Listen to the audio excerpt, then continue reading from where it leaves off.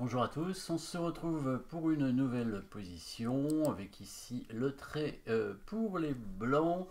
Les protections des rois ici laissent à désirer très clairement avec le roi noir qui se fait attaquer. Il y a un pion très dangereux juste devant lui. La dame, les deux tours qui sont présentes pour attaquer le roi. Le clouage sur cette tour en G7. Évidemment, la huitième rangée qui est affaiblie aussi, puisque bon, il y a quand même une tour qui protège, mais comme la tour blanche peut pas la tour noire pardon peut pas couvrir l'échec à cause du pion, il y a un gros affaiblissement. Et du côté du roi blanc, bah, c'est pas tellement mieux hein, avec un pion noir très avancé aussi. Un clouage du pion ici avec le fou qui pourrait éventuellement se sacrifier pour ouvrir directement le roi, voire la dame arriver pour jouer sur la menace de mat ici en B2, c'est en tout cas les recoupes posées et puis très peu de pions sur l'échiquier. On peut regarder le matériel quand même. Dame 2 tours pour les blancs, dame 2 tours fou pour les noirs, donc un fou de plus, mais un nombre de pions plus important évidemment pour les blancs, 5 pions contre un seul, donc 4 pions contre le fou, donc il y aurait même un avantage blanc au niveau du matériel.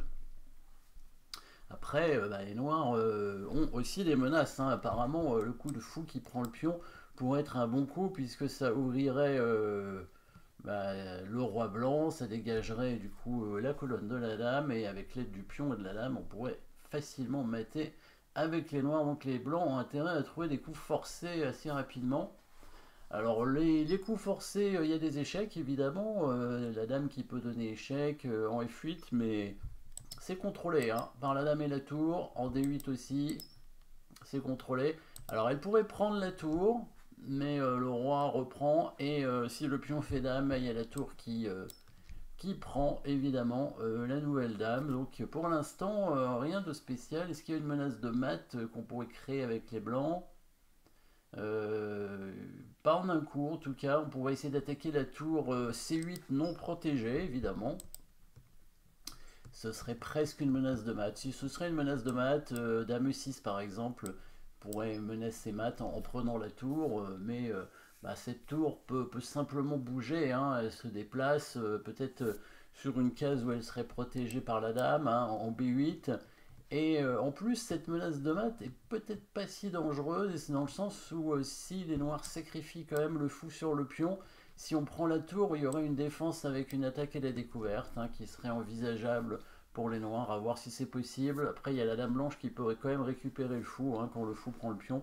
Donc la dame en E6, c'est aussi un coup de défense qui peut se jouer, mais à la limite, la tour peut venir attaquer la dame, protégée par le fou, hein, et la dame serait obligée de bouger probablement à nouveau pour éviter l'attaque. Et par la suite, même si elle protège le pion en B3, il y aurait toujours l'autre option pour les noirs qui serait de faire dame A3 hein, pour menacer mat en B2. Donc dame E6, bon, il y a plusieurs coups de tour de toute façon. Hein, la tour qui pourrait aller ailleurs, peut-être en B8, c'est pas mal aussi.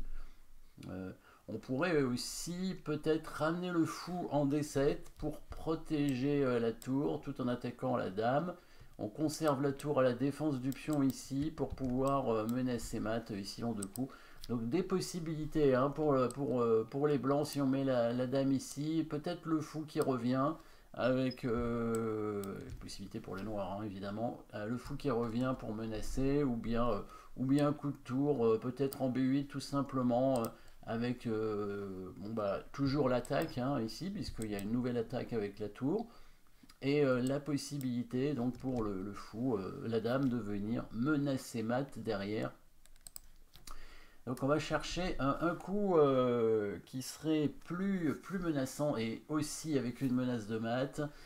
Et là la menace de mat est cachée, elle est pas si facile à voir. Donc dans un premier temps, on peut jouer aussi sur l'attaque du fou. Ici, en fait, si on arrive à attaquer une deuxième fois le fou, on pourrait essayer de le capturer. Donc on pourrait penser, vous avez peut-être pensé à un coup intéressant qui est de monter la tour pour attaquer la dame et récupérer le fou. Sauf qu'évidemment, si on monte cette tour, la dame va venir en A3, il va dire justement j'y allais, et il va faire mat en B2 si on prend le fou, évidemment. Mais si on est malin, et je suis sûr que vous l'êtes, vous avez trouvé la solution. C'est pas cette tour-là qu'on va monter, c'est l'autre. Et pourquoi on va monter l'autre? Parce que vous avez vu la menace discrète qu'il va y avoir, que les noirs n'ont pas vu hein, dans la partie. Mais bon, de toute façon, s'ils ne faisaient pas le coup de dame en A3, ils allaient perdre le fou gratuitement, parce que les blancs allaient le prendre avec la tour. Tour H4, c'est le bon coup. Et bon, si la dame bouge ailleurs qu'en A3, on va prendre le fou avec la tour et on va conserver les 4 pions d'avance tout simplement. Hein. Bon, peut-être on perdra un, mais il en restera encore 3.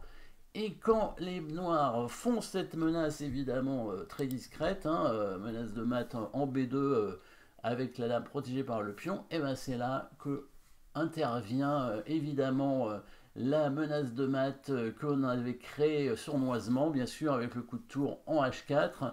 Bon, c'était pas une vraie menace de mat, étant donné qu'il y avait la dame noire qui était là pour protéger, mais maintenant qu'elle est partie, vous avez trouvé le coup forcé qui permet de mater en 3 coups, 1, 2, 3, 4 coups, 4 coups, voilà, le mat des escaliers avec les 2 tours, bien évidemment. Maintenant, ça fonctionne.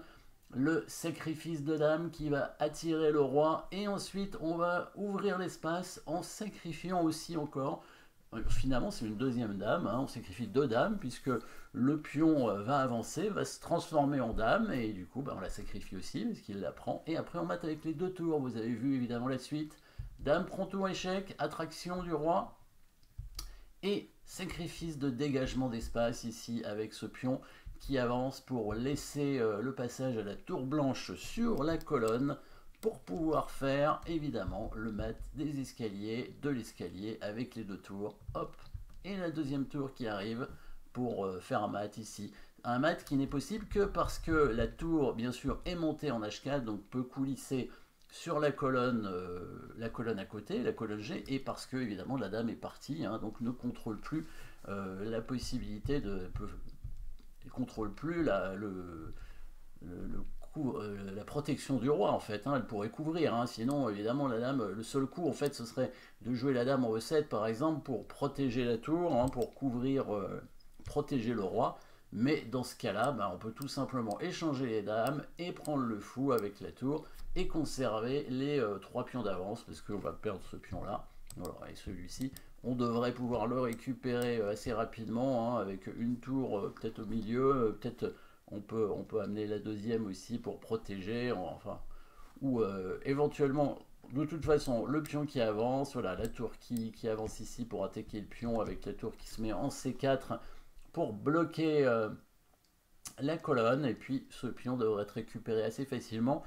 Bon, ça peut durer quelques coups, mais en tout cas, on aura au moins ces 3 pions d'avance et ce sera largement suffisant pour gagner la finale. Donc, joli petit coup de tour ici en H4 hein, qui permet des tas de choses parce qu'il y a aussi la possibilité pour la tour ensuite de venir attaquer la tour en G7 si les noirs évidemment ne créent pas de menace immédiate.